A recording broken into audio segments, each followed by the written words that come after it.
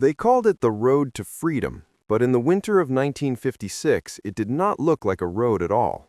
It was a muddy field in the dark, or a strip of frozen marsh, or a narrow bridge over a black, icy canal. Somewhere beyond that darkness lay Austria, the West, and a distant country, many of them knew only from radio broadcasts and flickering movie screens, the United States of America. Behind them, Hungary was burning. For 12 days, the people of Budapest had fought Soviet tanks with rifles, Molotov cocktails, and raw courage. Students, workers, and even some soldiers had tried to pull their country out of Moscow's grip and towards something different. Multi-party elections, free speech, the promise of a more open, more prosperous future. And then, on November 4, 1956, the Red Army came back in force. Columns of armor rolled down the boulevards of the Hungarian capital, and a brief revolution was crushed under steel and fire. In the chaos that followed, as the gunfire died down and a new, harsher government took control, something happened that stunned the world. In the space of just a few months, roughly 200,000 Hungarians, about 1.5 to 1.7% of the entire population, picked up what they could carry and fled the country. Around 173,000 crossed into neighboring Austria, and another 18 or 19,000 made their way into Yugoslavia, turning the small villages and border posts of Central Europe into the front line of a refugee crisis. For Americans watching from afar, the message was impossible to ignore. In World War II, they had seen refugees flee Nazi tyranny and seek a new life in the United States. Now, barely a decade later, they were watching men, women, and children run from Soviet tanks in Budapest and disappear into the night toward the west. And as these refugees began to arrive in Western cities and towns, they encountered something else that would become central to the story of the Cold War, a level of technological and economic development that made a mockery of the propaganda they had grown up with in the Eastern Bloc. To understand why those 200,000 people left, you have to rewind the story a few years. After World War II, Hungary ended up firmly in the Soviet orbit. A communist regime under Matthias Rákosi took power, backed by Moscow and enforced by a feared secret police, the AVH. Political opponents were arrested or executed. Show trials and labor camps followed. Farmers were pushed into collective farms. The press was muzzled. Dissent was not just dangerous, it was often fatal. The border with Austria, once a relatively normal frontier, became part of what Winston Churchill had named the Iron Curtain, an armed line dividing Eastern and Western Europe. Hungarian authorities fenced off sections of the frontier, laid mines in the fields, built watchtowers, installed floodlights, and deployed patrols with dogs to stop anyone from leaving. Officially, the story was that they were defending socialism from Western spies and saboteurs. In reality, they were trying to keep their own citizens from voting with their feet. By the mid-1950s, even Moscow could see that Rákosi's terror was unsustainable. Some of the worst excesses were eased, and in a bid to look a little less like a prison camp to the outside world, the Hungarian regime began quietly dismantling parts of the border defenses with Austria. Mines were removed from long stretches of the frontier, and some of the older barbed wire installations were taken down. No one knew it yet, but those decisions would open a door that millions of propaganda posters could never close. On October 23, 1956, thousands of students in Budapest marched to demand reforms, freedom of speech, free elections, the withdrawal of Soviet troops, and a new leadership genuinely loyal to the Hungarian people rather than to Moscow. Crowds tore down the giant statue of Stalin. When a secret police opened fire into the demonstrators, the protests exploded into an armed uprising. Soldiers defected. Police stations were attacked. For a few days, it looked as if a small country might actually change its fate. Imre Nagy, a reform-minded communist, became prime minister and announced sweeping changes. He dissolved the hated AVH, promised political pluralism, and even declared that Hungary would leave the Soviet-dominated Warsaw Pact. In the streets, people cheered. In Moscow, leaders read the reports and saw something far more dangerous than a local disturbance. They saw a crack in the dam, a signal to every satellite state that Soviet control might be challenged. On November 4th, the answer came. Soviet tanks, artillery, and troops surged back into Hungary in what amounted to a full-scale military intervention. They surrounded Budapest, shelled key districts, and moved block by block to crush the resistance. Thousands were killed or wounded. Imre Nagy was arrested, later to be tried and executed. A new government under János Kadar was installed, loyal to Moscow and determined to stamp out any remaining traces of the revolution. For the people who had stood in the streets just days earlier, the message was clear. The window of possibility had slammed shut. The Soviet Union was not going anywhere. The regime they had just dared to challenge was back, with a long memory and a security apparatus eager to settle scores. In that grim new reality, staying meant prison, torture, or worse, especially for those who had fought, spoken out, or simply been seen in the wrong crowd. That is when the exodus began. Between late October 1956 and early 1957, about 200,000 Hungarians left their homes and headed toward the borders. Demographers later calculated that this wave represented more than 1.5% of the country's population, a demographic shock larger than the natural increase of births over deaths in that period. It was not just a trickle of disaffected individuals, it was a slice of the nation. The composition of that slice mattered. Official Hungarian statistics and later research show that a disproportionate number of refugees were young, male, and educated. Many were students, professionals, and skilled workers. One study based on Hungarian police records estimated that more than 3,200 university and college students, about 11% of the entire student population, left the country for good in the aftermath of the revolution.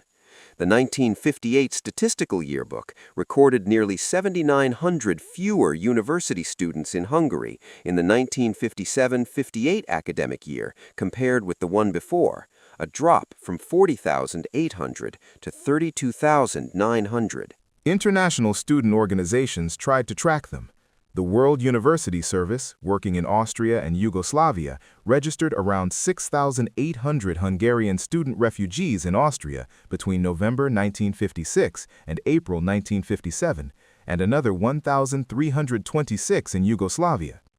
A Hungarian Free Students' Congress in Paris later compiled a list of almost 7,948 university-level refugees who had left Hungary in 1956-1957.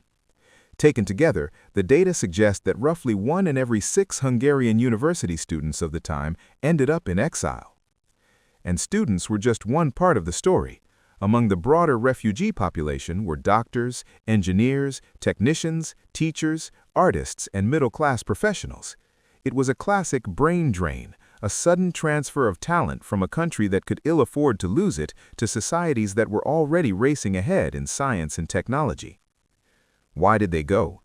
In December 1956, researchers interviewed 1,007 Hungarian refugees in Vienna to try to understand their motivations. Their answers fell roughly into 2 categories. Some spoke primarily of fear of arrests, show trials, summary punishment for having taken part in demonstrations or fighting in the streets, or simply for having the wrong opinions around the wrong people. Others emphasized attraction, the hope of political freedom, the pull of better economic prospects, and the vague but powerful image of a West where hard work could actually lead to a better life. For most, it was a mix of both. The regime behind them had proven it would call in Soviet tanks rather than allow meaningful reform. The world ahead of them, as seen through Western radio broadcasts and second-hand stories, promised things their own system could not seem to deliver: consumer goods, personal liberty, and a dizzying level of technological progress, led above all by the United States. To turn those hopes into reality, though, they had to cross a border that had been designed to stop them. The geography of the escape played a crucial role. Along much of the frontier with Austria, especially in the province of Burgenland, the land was a mix of fields, reed-covered marshes, small rivers, and low hills. In previous years, the Hungarians had laid mines, erected fences, and built guard towers along these stretches, but the partial dismantling of defenses before 1956 meant that not every field was still a deadly trap. Even so, there were enough leftover mines and enough armed patrols to make every step a gamble. Eyewitness accounts bring this into sharp focus. In one testimony preserved in the archives of the American Jewish Joint Distribution Committee, a woman named Eva Kolis-Fari Stupler described how she and her husband left Budapest and headed for the Austrian border under cover of darkness. They walked for hours in the cold, dropping to the ground whenever a searchlight swept across the landscape. They had heard that many of the mines had been removed, but they still feared that one wrong step could be their last. They saw or later learned of others who were less fortunate, killed or maimed by explosives that remained buried in the soil. Another refugee, whose story is told by the Refugee Council of Australia, remembered a 2-day trek in deep snow toward the small bridge at Andau, a notorious crossing point over a canal that marked the boundary between Hungary and Austria. His group came under fire from Hungarian border guards. 2 of their companions were shot and killed. The survivors lay in the snow for hours, too afraid to move, their hands and feet going numb from the cold. When they finally reached the bridge and stepped onto the Austrian side, the relief was overwhelming.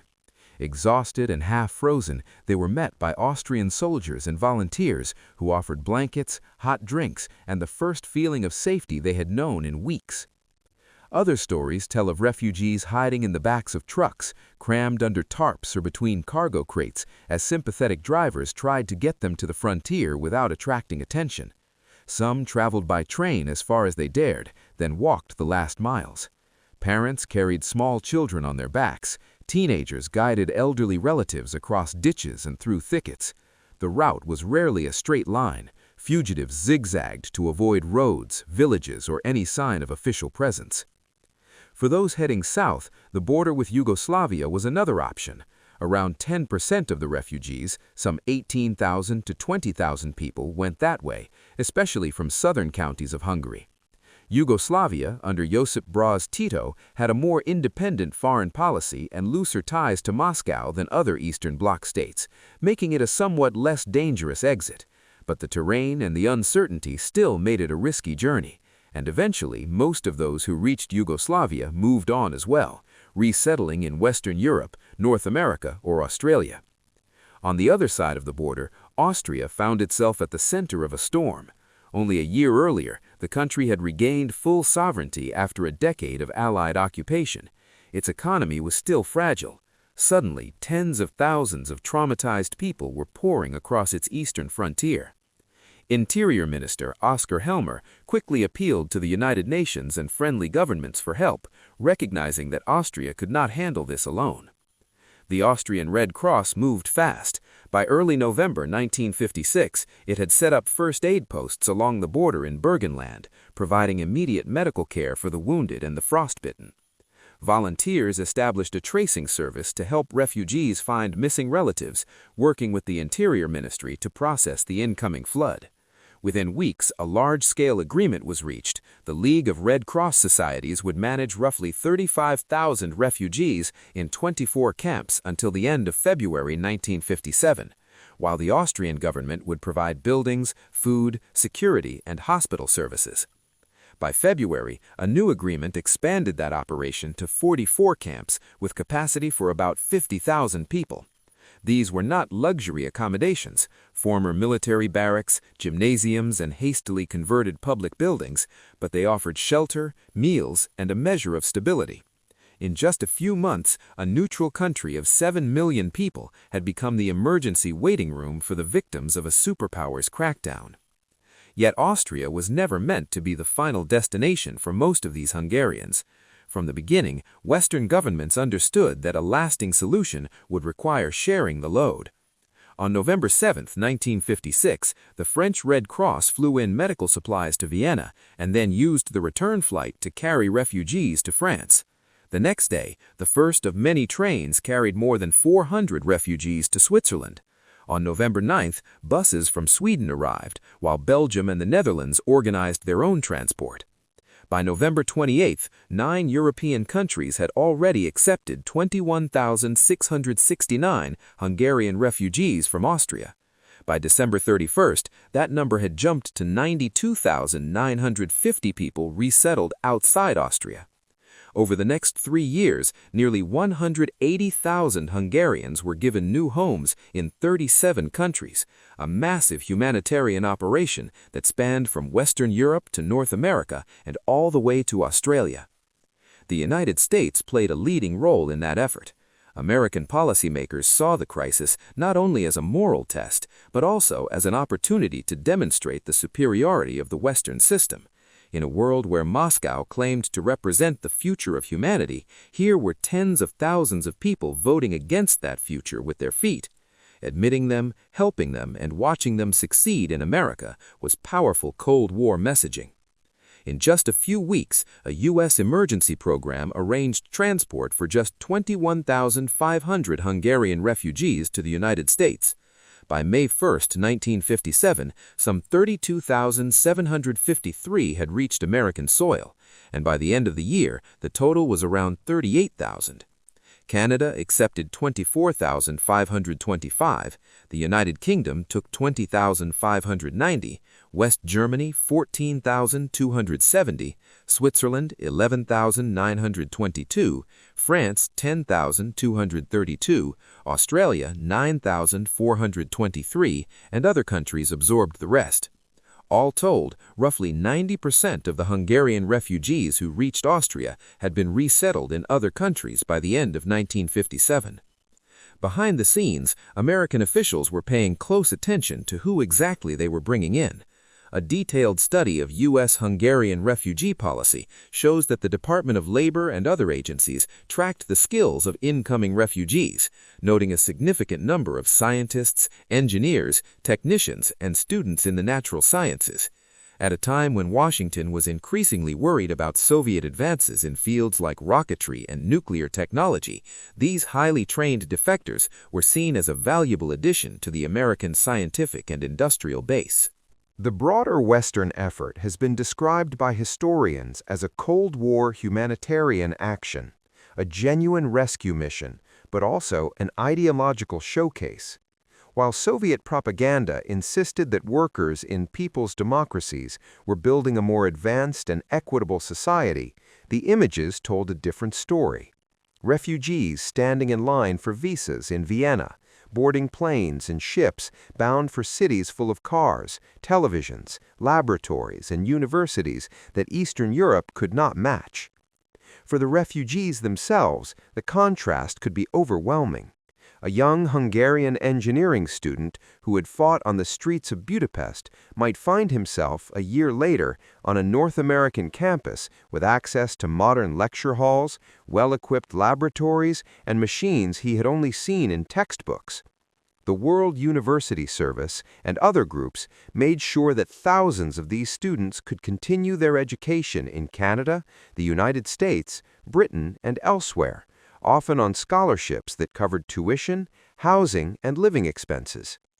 In Canada alone, more than 24,000 Hungarian refugees were resettled, including a significant contingent of students. Many landed in cities like Montreal and Toronto, where they encountered a society deeply engaged in its own post-war expansion, building highways, factories, and research institutions, increasingly tied into the broader North American technological boom. In the United States, Hungarian exiles found places in universities, research labs, and companies that were at the cutting edge of computing, aerospace, and industrial automation. The larger Cold War context made their experiences even more striking. By the late 1950s and early 1960s, the United States and the Soviet Union were locked in what historians have called a computer arms race and a broader technological rivalry. While the USSR achieved spectacular feats in rocketry, launching Sputnik and sending the first man into space, it often struggled to match the American combination of scientific research, industrial capacity, and consumer technology. American companies were mass-producing transistors, mainframe computers, and jet aircraft. suburban homes filled with televisions, refrigerators, and cars, while U.S. highways and airports stitched together a vast internal market. Many Hungarian refugees had grown up with a very different picture. In school and in the press, they had been told that capitalism was decaying, that Western workers were exploited and miserable, that economic crises would soon plunge places like the United States into chaos. Coming to face with the reality of an American supermarket, a university computing center, or a bustling factory floor could be a profound shock. The gap between the socialist narrative and the visible evidence was not a matter of statistics, it was a matter of lived experience. For Soviet leaders and their allies, that gap was dangerous. Every Hungarian engineer who went from a state-owned plant with aging equipment to a modern Western factory, every student who traded a tightly controlled technical institute for a freewheeling American campus became a living comparison between two systems, and the comparison did not favor Moscow. Not all refugees stayed in the West. The Kadar government, seeking to stabilize its rule and patch up relations with neighboring states, set up a repatriation committee to encourage Hungarians abroad to come home. Using a mix of amnesty promises, propaganda, and personal appeals, it managed to convince around 11,000 to 12,000 people to return in the first few years, most of them from Austria. Internal estimates later suggested that by 1961, roughly 40,000 ex-refugees of 1956 had gone back to Hungary, though the exact numbers are hard to verify. Still, the majority never returned. They built new lives in their adopted countries, forming vibrant diaspora communities. In cities from New York to Melbourne, Hungarian restaurants, churches, and cultural associations kept the memory of 1956 alive. Ex-fighters published memoirs. Former students became professors. Some entered politics or public service in their new homelands. Others quietly worked in labs and offices, their past known only to family and close friends. Inside Hungary, the loss left scars. Demographers note that the flight of so many young people skewed the country's age and gender balance. In some respects, the demographic profile of the late 1950s looked disturbingly like the immediate post-war years, when male losses in battle had produced a surplus of women. Economists and historians point out that losing thousands of professionals and students set back the country's human capital at a time when both superpowers were betting on education and science as the keys to future power. And yet, in the long term, the refugees of 1956 became something else as well, a symbol. In the rhetorical battles of the Cold War, they stood alongside Berliners who fled across the wall, Czech and Slovak exiles after 1968, and Soviet dissidents of later decades. They were human proof that when given even the narrowest possibility, people living under Soviet-backed regimes would risk everything to cross into the world on the other side of the Iron Curtain. For Americans, that message resonated with a familiar emotional charge. In World War II narratives, they had become used to seeing the conflict with Nazi Germany as a duel not just of armies, but of systems, industrial might, technological innovation, and the moral appeal of liberty versus dictatorship. The Hungarian refugees of 1956 carried that pattern into the Cold War. Once again, an authoritarian power rolled tanks into a European capital. Once again, ordinary people faced a choice between submission and escape. And once again, many of those who escaped ended up in a country whose factories, laboratories, and city streets looked very different from the grim slogans they had left behind. The Soviet Union understood the threat these stories posed. That is one reason it pressed its allies to rebuild border controls, limit travel, and tighten propaganda in the years after 1956. It could tolerate a certain amount of grumbling inside its sphere, but it could not afford a world in which the best and brightest of Eastern Europe consistently chose to live and work under the American flag. Every such choice was not just a loss of talent, it was a verdict. In the end, the Hungarian Revolution of 1956 failed to free the country. Soviet troops stayed. The Kadar regime ruled for decades. But the refugees who crossed the Austrian border in those dark months left a mark far beyond their numbers. They helped shape the societies that took them in. They added their skills to Western economies at a moment when technology and science were becoming central to global power. And through their journeys, they told a story that no official communiqué from Moscow could erase. When it came to choosing a future, hundreds of thousands of ordinary people cast their lot with the side that built computers, cars, and rockets, and opened its doors to those willing to risk everything to get there.